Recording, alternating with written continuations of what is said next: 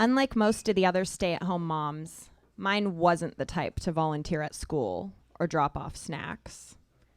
Then one day, there she was, standing in the doorway of my 5th grade classroom in her tall, pointy shoes and those skin-tight jeans she had to pull up by the belt loops. Seeing her there felt like having the wind knocked out of me. My pounding heart threatened to burst out of my throat. My 5th grade teacher, Miss Delano, was reading aloud from my favorite book in a silly mouse voice when my mom walked in, her heels clicking loudly on the tile floor. "Krisa, we're leaving! Get your stuff!" Mom said. My brain told my body to stand up and get out of there, but as I looked around and caught the eyes of my classmates, I froze. A boy I hated was snickering and pointing. The most popular girl in the room had her eyebrows raised, her lips snarled up in a way that let me know she couldn't wait to spread this scene around at recess. Miss Delano was staring open-mouthed at my mom, and I wondered if the next thing that came out would be in mouse voice or human. "Now!" Mom shouted, sending little white flecks from the foaming corners of her mouth onto a small desk in the front row. That foam was a sign of what my little brother Josh and I called Rag Woman. Once the phone kicked in, we knew Rag Woman was going to be around for a while, ragging on and on for what felt like forever, harassing anyone who came near. "Krisa's sick and she's going home," Mom said, glaring at Miss Delano. "Now, Miss Gardner," Mom cut her off. "Don't you start with me, lady." Mom's face was red and furious, her eyes more wild by the second. I stood up from my desk. Nervous laughter followed me as I left the classroom. "Listen, I parked in a school bus's only spot and your little sister's out there alone with the car running, so I need you to hustle it up," Mom said, staring straight down the hallway, her angry, "I could have been a supermodel" stride, leaving me a few steps behind. I could see the foam at the corners of her mouth building. Her face was shining with the exertion of her emotion, messing up her perfect makeup. She loved to talk about when she'd gone to modeling school, how she'd learned to apply eyeshadow like the pros. But now, her eyeshadow was all smudged, and there was mascara smeared across her cheek. I wondered if anyone back at modeling school had ever seen her looking like that. "Why are you so mad, Mom?" I asked, even though I knew this had to be about her boyfriend, Jim, my baby sister Katie's dad. "God damn it, Missy!" Mom's voice rose, a fiery burst about to explode through the hallway. I flinched. I had to get her outside fast. "I've got to deal with Jim out fucking whores all over the goddamn state, and here you are sassing me as if I don't have enough shit to worry about. I got a real private detective on his ass this time, so now I've got proof that he's a slimy, no good motherfucking weasel of a bastard." "Mom! That whole classroom can hear you." "I don't give a shit if some bitch teacher hears me. She's probably fucking Jim too. And your baby sister could be abducted and halfway across the state by now because you can't just do what you're told and stop asking questions." I'd hated Jim since I'd first laid eyes on his creepy smile and bloodshot eyes when I was 7 years old.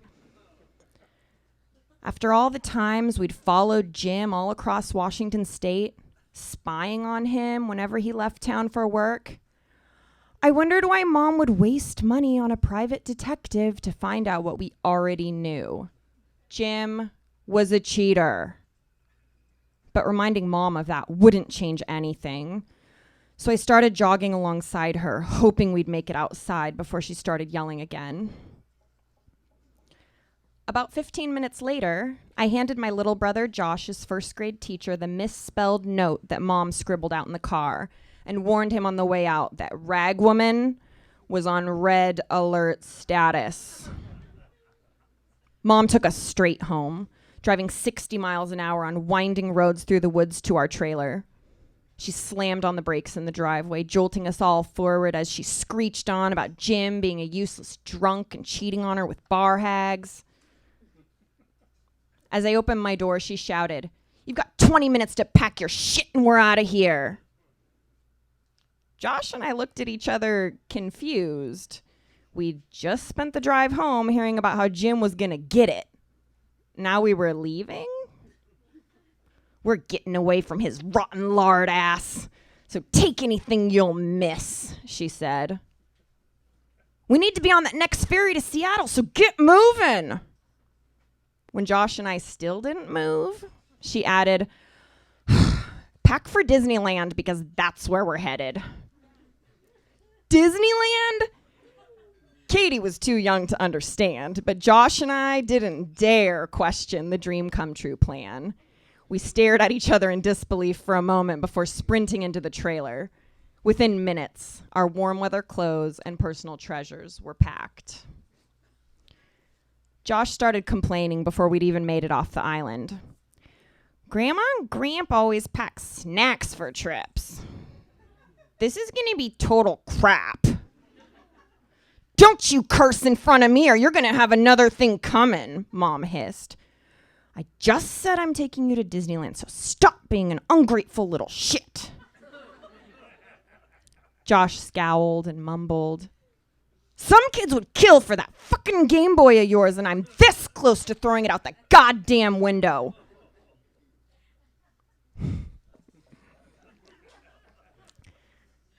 That night, I woke up to find us parked on the side of the road in the desert, nowhere near Disneyland. Josh was sniffling and grumbling on the other side of Katie's car seat. "You better be quiet," I warned. "I hate her." Josh's mouth was all twisted up and shiny with little kid snot and tears. "I'm going to give you a wedgie that makes your butt bleed if you wake Mom up," I whispered. "I don't care if I wake her up. I'm hungry. And she told us we were going to Disneyland." Josh was clearly starting to lose it. So I pulled a piece of lint-covered candy out of my pocket and handed it to him with a forced half smile. He glared at it before slowly putting it into his mouth. "She didn't even get us lunch or dinner or a bed to sleep in," he said, slurping his words around the candy. "She could have at least taken us to Disneyland like she said." "I don't think she was ever really going to take us to Disneyland, Josh. I think we should just be thankful that Jim isn't here, because his farts would be stinking up this whole car." Josh giggled and snot shot down his chin. "Where are we even going?" he whispered, finally making an effort to lower his voice. I looked out into the desert and said, "I have no idea." The next morning, Mom woke up quiet in the driver's seat. The car was silent as we flew down the highway. Even after we got our second speeding ticket of the day, all she said was, "That fucker came out of nowhere," before slamming her foot back down on the gas pedal. Mom finally stopped the car at a Denny's in Reno. Once we'd ordered our food, she said she was going outside and warned us not to move so much as an inch. Josh and I were devouring club sandwiches and feeding Katie bits of our fries when Mom slid back into our booth. She was smiling for the first time in 2 days. "I know you're mad at me for not taking you to Disneyland. And I wanted to, but I only said that because I needed you to get moving." As if that were enough of an explanation to make everything all better. "You wanted to get away from Jim, right?" Josh stared at his plate. I wished us kids could go live with Grandma and Grandpa in Eastern Washington, something I secretly hoped for whenever things got bad. I was so mad that I knew if we could just get that next ferry off the island, I'd finally be able to get us away from his no-good ass. Don't you get what I'm saying? Sure, Mom, I said, not really buying into the need to lie to us about Disneyland, but thankful to be eating a club sandwich and stretching my legs. All we'd had to eat since Washington was a bag of Doritos and some candy from a gas station. I dipped a handful of fries into my side of ranch and shoved them into my mouth. I didn't feel like talking, and at any moment, Mom might decide it was time to leave. She never let us take anything to go because she didn't want us making a mess or stinking up the car with our leftovers, which I thought was unfair since the car always smelled like her cigarettes. Then Mom told us she'd called her real mom, Tiffany, from the payphone outside. Josh and I knew that Grandma and Grandpa had adopted our mom, and we'd met this lady Tiffany once, one weekend a few years before. She was cheerful and blonde and a lot younger than a grandma ought to be. Then Mom said we were going to Arizona to live with Tiffany. She made it sound like we were going to be in the witness protection program. We weren't allowed to call our friends or our schools or even Grandma and Grandpa, or else Jim would track us down. Josh looked up from his plate. So, no more nights in the car if we go to this other grandma's house? This new grandma of ours had long hair extensions and blue eyes. The morning after we arrived, she woke us up in a sing-song voice and told us to get ready for school.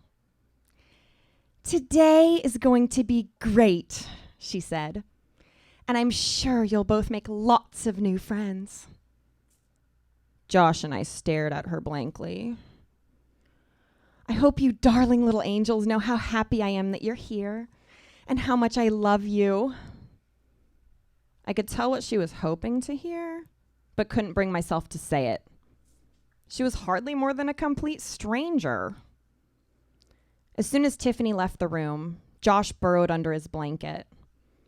I want to go home. I thought it was complete bullshit that we had to start at a new school on our first day off of Ragwoman's worst rampage yet. But I also knew that bad attitudes didn't help new kids make friends. This is kind of an adventure, I said. We've already been to Oregon, California, Nevada, and Arizona, but not Disneyland. Yeah, we really should have known that wasn't going to happen. Josh sat up and said, "Fuck this." Typically, I'd tell Josh not to swear or to be quiet or pinch him. But the way he'd said, "fuck," in his high-pitched little kid voice made me laugh. When we went downstairs, the table was set with pancakes, bacon, eggs, even placemats. Mom was there, holding Katie, sipping coffee, and smiling.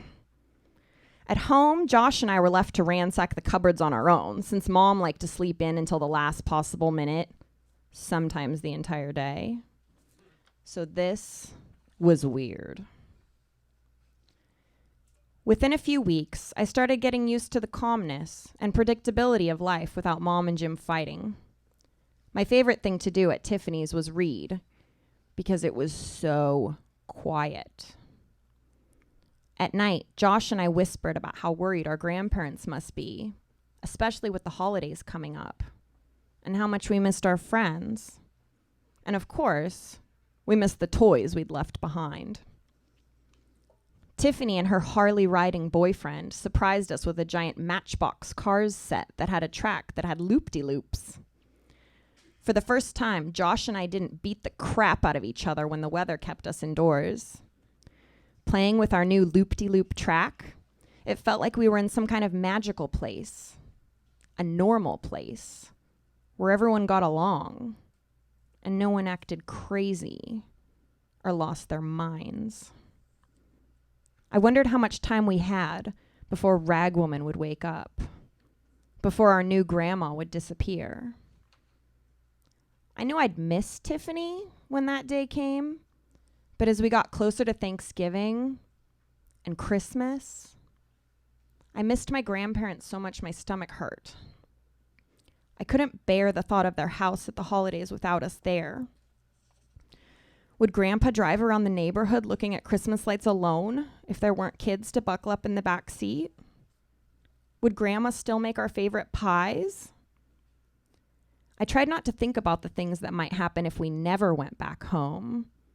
I'd spent enough nights trying to fall asleep in the car to know that history would probably keep on repeating itself, leaving me and Josh crammed in on either side of Katie's car seat again and again, parked on the side of the road in the middle of the night, or going over 90 miles an hour someplace where we had no idea where the hell we were.